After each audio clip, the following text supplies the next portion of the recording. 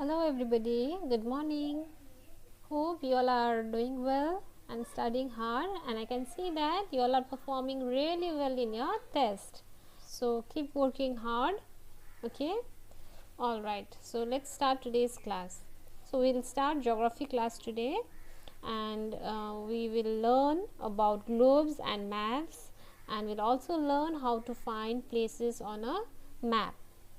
Okay, so let's start the fourth chapter, our earth, the globe and maps. Alright, before we get started, let's quickly answer these few questions given here. Okay, so what do you see when you look out of your classroom? So you just imagine that you are in school sitting in a classroom. Okay, when you look out of your classroom, what do you see?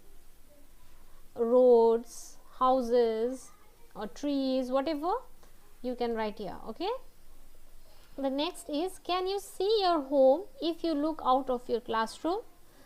Most of you will not be able to see your home from your classroom, isn't it? So you can write no if you can't see, and those whose house are nearby, you can write yes. Now you have to write the reason. If you're writing no, then why can't you see your house when you look out of your classroom? That is because it is far away from the school, isn't it? That is why you can't see it from outside of your classroom, right? Now you all know that we all live on the earth, isn't it? And it's very huge, it's very big, and there are many places which we can't see because it's very far away from us. We can only see the places that are nearby, that are near to us. So how do we then learn about the places that are far away? How can we see them or know about them? So the answer to that is, we can learn about the places that are far away. We can see them as well as know about them. Yes, we had globes and maps for that. These maps and globes make it easy to learn about the places that are far away from us and see it completely. So let us now see what globes and maps are. Here you see, this is a globe. We all know that the shape of the earth is round, right? So this is exactly how our earth looks like. This is a model of the earth. Okay, now here you see these two pictures in the book. It is in page number 31.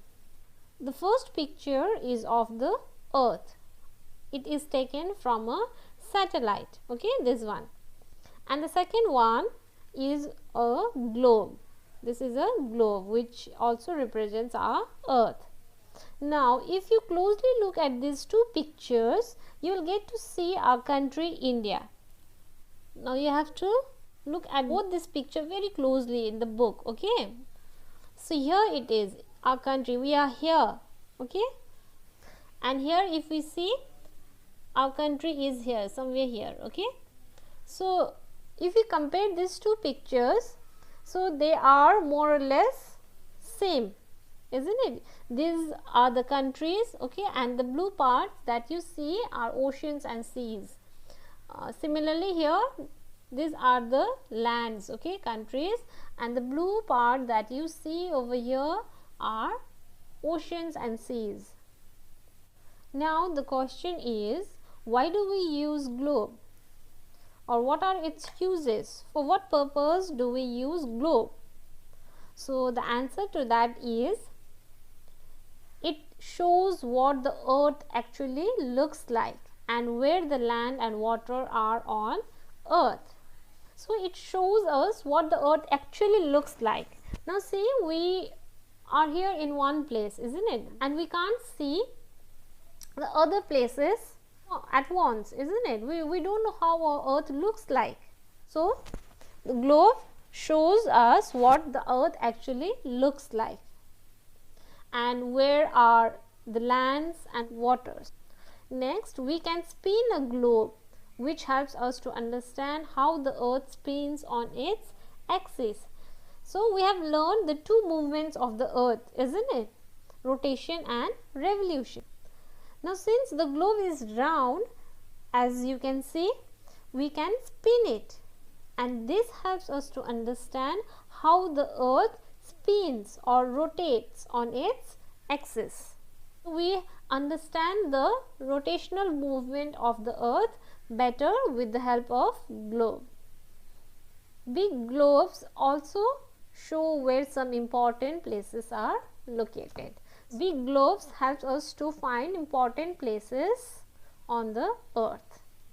Alright, now let's see what map is and how it looks.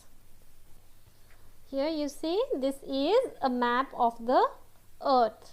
Okay, it is flat, drawn on a paper and not round like a globe. As you can see here, it's flat, isn't it? Globes are not easy to carry from one place to another, but maps can be carried around easily because they are flat.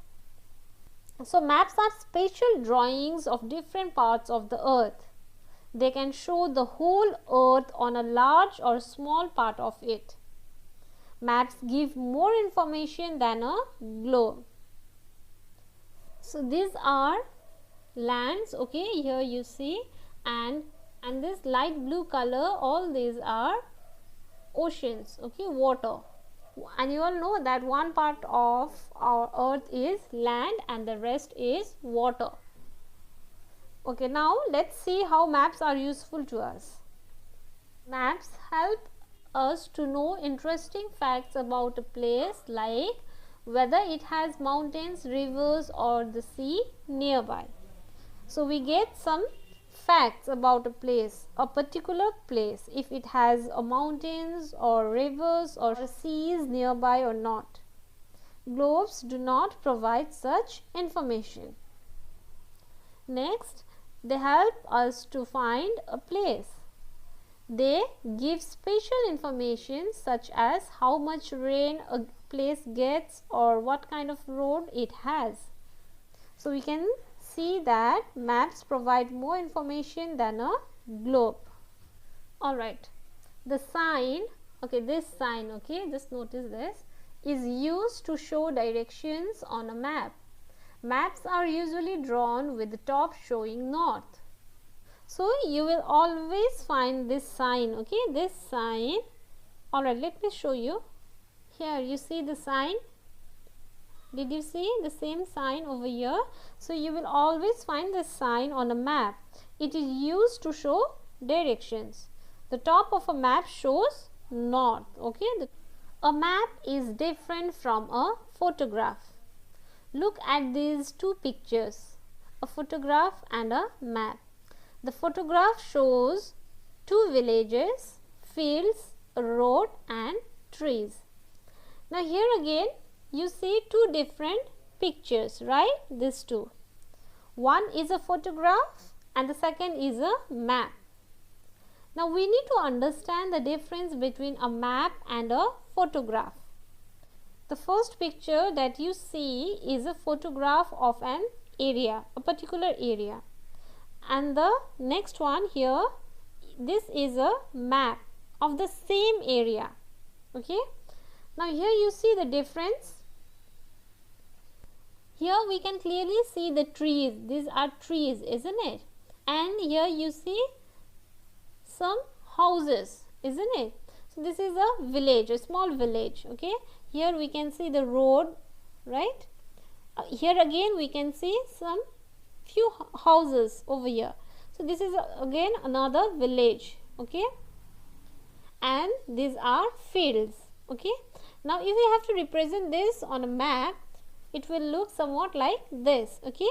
So here these are trees, these trees, okay, and these small boxes, these are houses, okay. So this is a village, this is a road, and here again another village, and these are fields.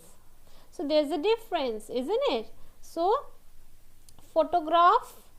This is a real photograph of an area, and this is a map. So this is how a place is represented on a map.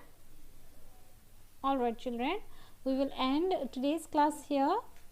So what did we learn today? We learned about globes and maps and in what way they are useful to us, and we also tried to understand the difference between a photograph and a map. So hope you understood. In the next class we will learn how to find places on a map. So thank you children for watching.